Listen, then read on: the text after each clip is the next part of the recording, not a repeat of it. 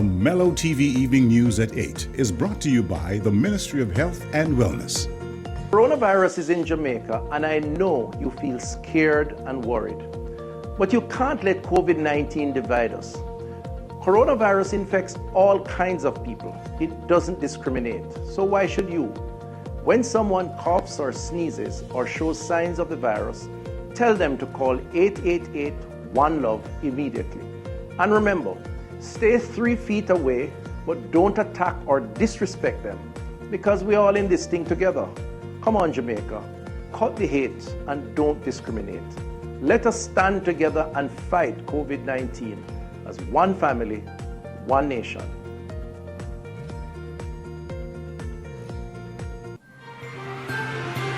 Coming up in this evening's news, no new cases of COVID-19 reported in Jamaica in the last 24 hours.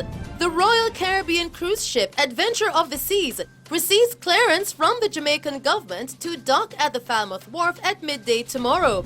Still tonight, following the government's restrictions to combat the spread of COVID-19, limited gatherings took place in churches on Saturday, while social distancing and applicable sanitization guidelines were maintained.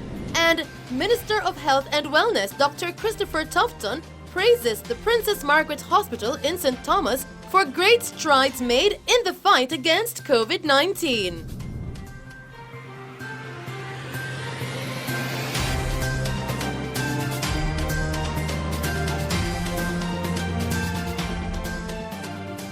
Good evening, and now the news in detail. Jamaica has not recorded any new COVID-19 cases in the last 24 hours. However, 131 persons have recovered and have been released from hospital. This announcement was made a short while ago in a digital press briefing by Minister of Health and Wellness Dr. Christopher Tufton, who outlined that the recovery rate has been increasing over the last few weeks. With the no confirmed cases, we've had some cases that have recovered. We have moved now from 127 to 131, so we have released in the last 24 hours an additional 4 persons. And the rate of recovery now is 25.2%, so it's increasing over the last few weeks. And the number of persons who have died, 9 represents 1.7% of the overall number, which by international benchmark standards, though still regrettable, represents a very another indication that as a country we have done well. And it's a everyone counts, all of society approach. So I mention it just to provide encouragement for all of. Still tonight, the Royal Caribbean cruise ship Adventure of the Seas that entered Caribbean waters this morning has now received clearance from the Jamaican government to dock at the Falmouth Wharf at midday tomorrow. Prime Minister Andrew Holness, who made the announcement this evening during a live digital press briefing, said the 1,044 ship workers will be allowed to disembark, after which each crew member will be tested. They will follow through the necessary maritime regulations to ensure the safe docking of the ship in Falmouth. The Ministry of Health and Wellness will create a sterile zone around the port to conduct testing. The cruise ship workers will be disembarked in groups of 200 every 48 to 72 hours, and after testing will be taken to the Grand Bahia Principe, where they will be accommodated. They will each, as I said, be tested, and the 48 to 72 hour period is to allow time for results to be available. We have secured 400 additional rooms at the Bahia Principe to facilitate this phased disembarkation. And again, I want to thank the owners and operators of the Bahia Principe Hotel They have been very good to the government of Jamaica, and I personally want to thank them for making their facilities available. It is a sign of good corporate citizenship. Prime Minister Holness further outlined that once the test results are negative, crew members will be allowed to home quarantine. However, if they test positive, they will be moved to a government facility. All others will be allowed to go home and self-quarantine for a further period to 14 days from the date of disembarkation. The home quarantine period will end 14 days after they disembark the vessel, providing, of course, that they test negative, which is a positive thing. Persons allowed to quarantine at home will need to consent to have their locations geofenced using smart technology through the JAM COVID-19 app, and to do a video check-in multiple times a day while in quarantine. Still making Mellow TV news tonight, following the government's restrictions to assist in combating the spread of the coronavirus COVID-19, limited gatherings in churches officially took place on Saturday, but churchgoers had to maintain social distancing and meet the applicable sanitization guidelines. More in this report with Brianna Chambers. As churches reopened officially, there were scenes of congregants rejoicing in some churches around the island on Sunday morning as they gathered together to praise God for the first time in weeks. Our news team made stops at churches on the eastern and western sides of the island on Sunday, which revealed that many of them enacted various policies that ensured the guidelines were followed. Our first stops were the Bayshore Baptist Church and the United Way Church of God in Kingston. We are here, the first day of giving us an opportunity as a community, as a church, to worship based on what's happening and in the current world with the situation with the pandemic.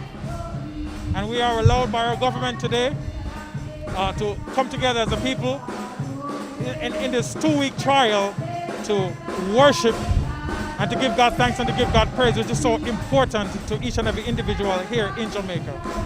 It does make a difference wearing a mask. There is some slight hindrances in where your vocals are concerned. You have to, speak a little louder in order for persons to hear you.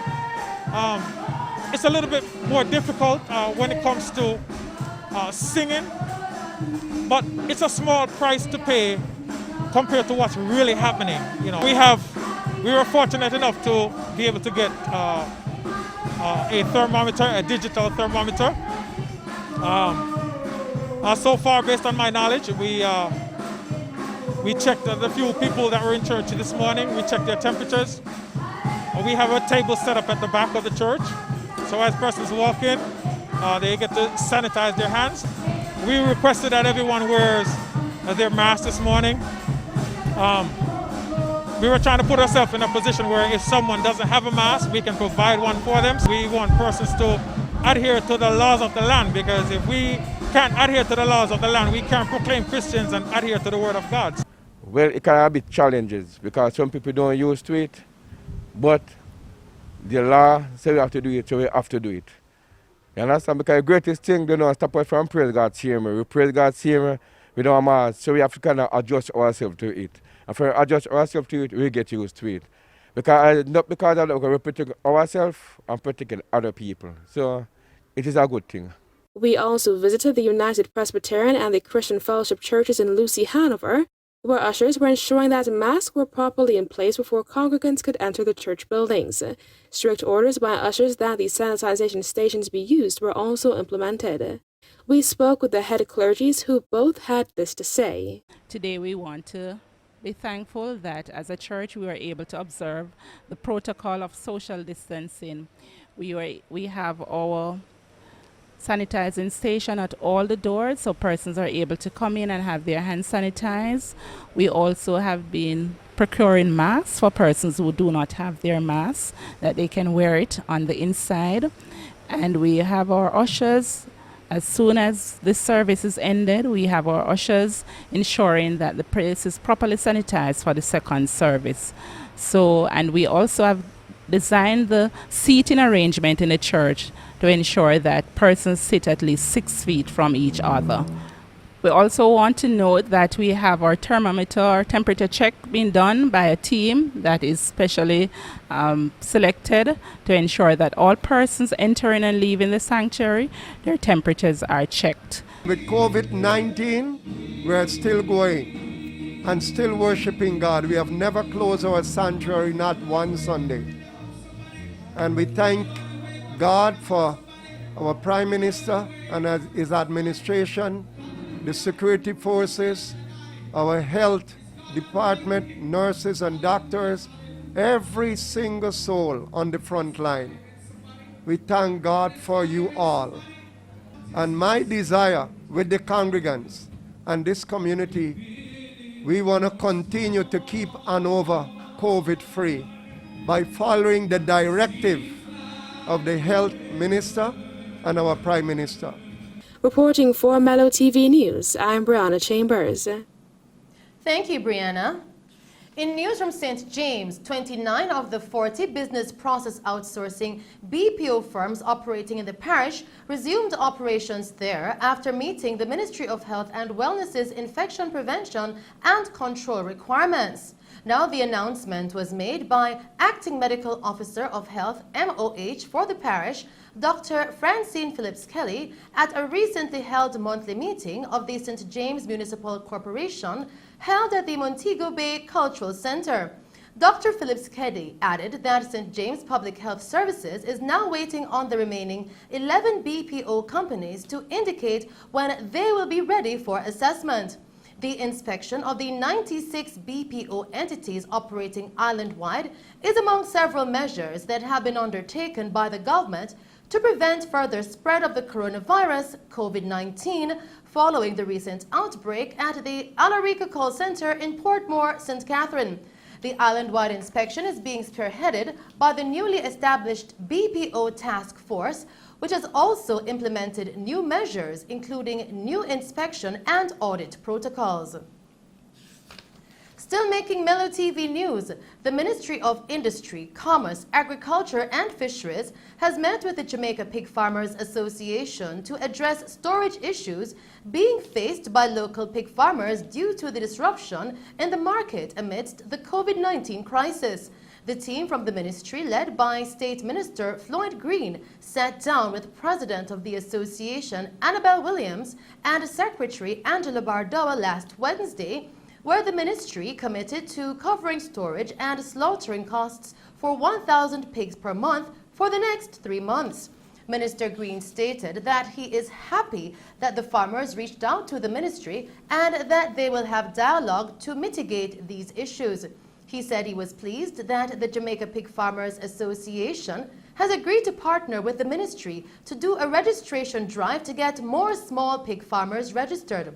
During the meeting, the ministry agreed that this drive, which is expected to begin in another 2 weeks, would assist in positioning them to be better able to gather data from the sector.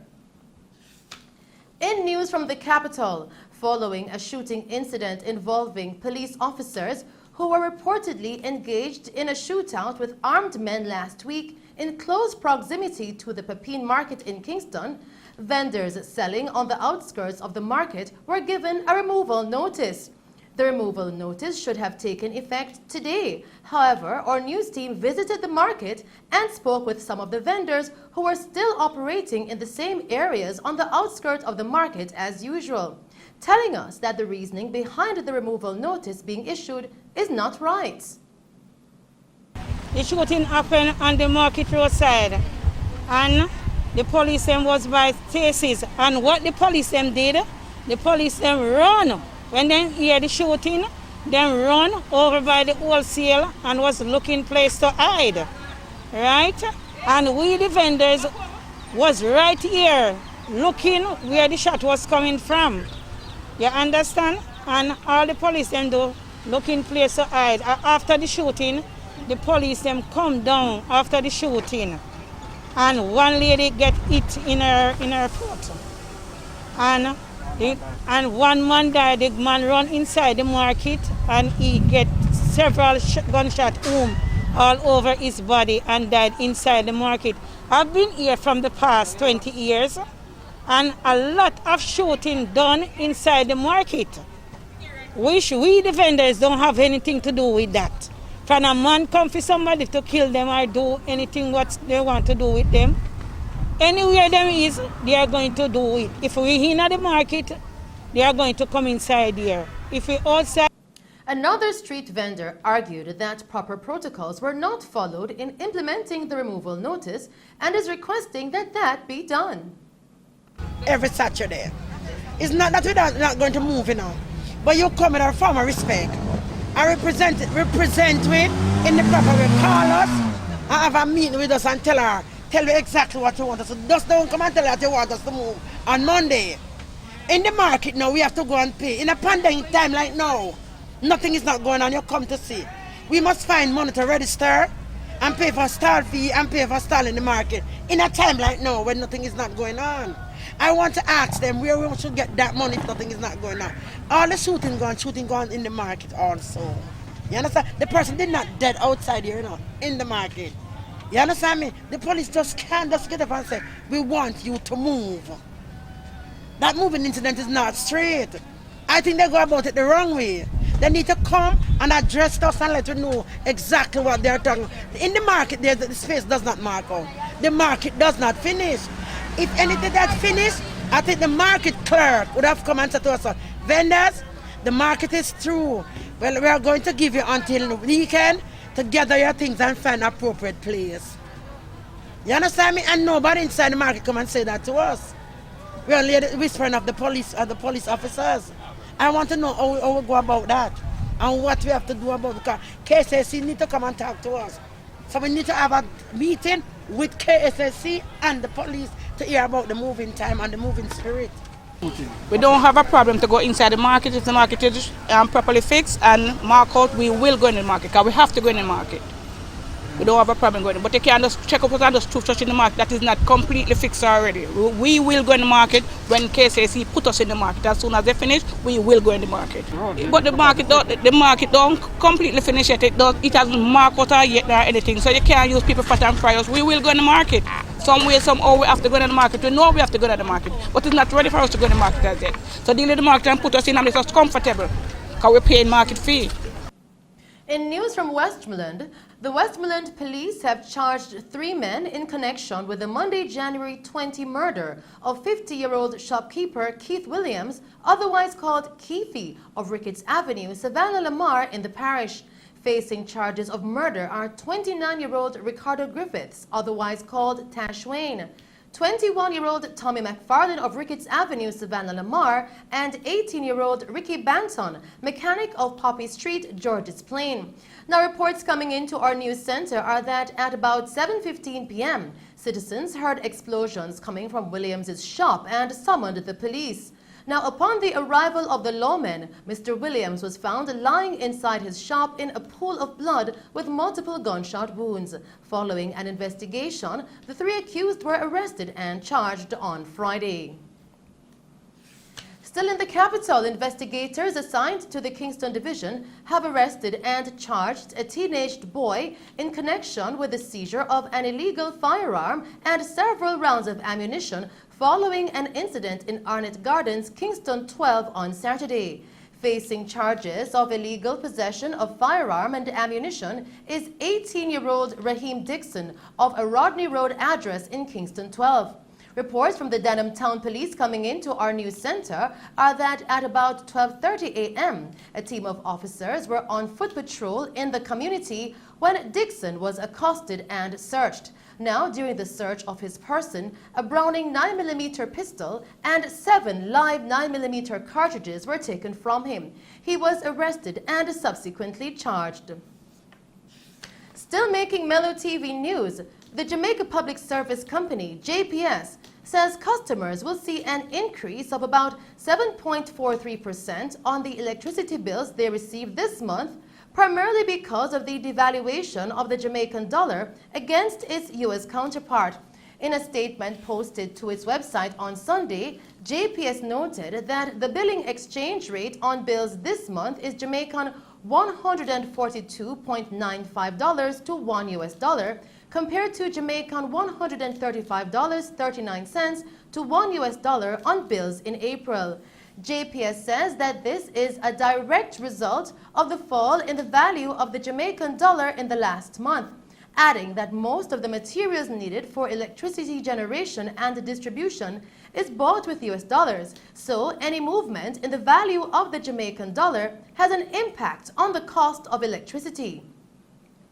The utility company also noted that despite reports about the fall in the price of oil on the world market, the decrease is not reflected in the price that Petrogem charges JPS and the Independent Power Producers, IPPS, for the oil used for electricity generation. Customers whose energy usage increased will see an increase reflected in the amount on their bill. And those were some of the stories making news. I'll return with other updates as Minister of Health and Wellness, Dr. Christopher Tufton, praises the Princess Margaret Hospital in St. Thomas for great strides made in the fight against COVID-19. We'll now take a break and then join Christopher Scott with sports.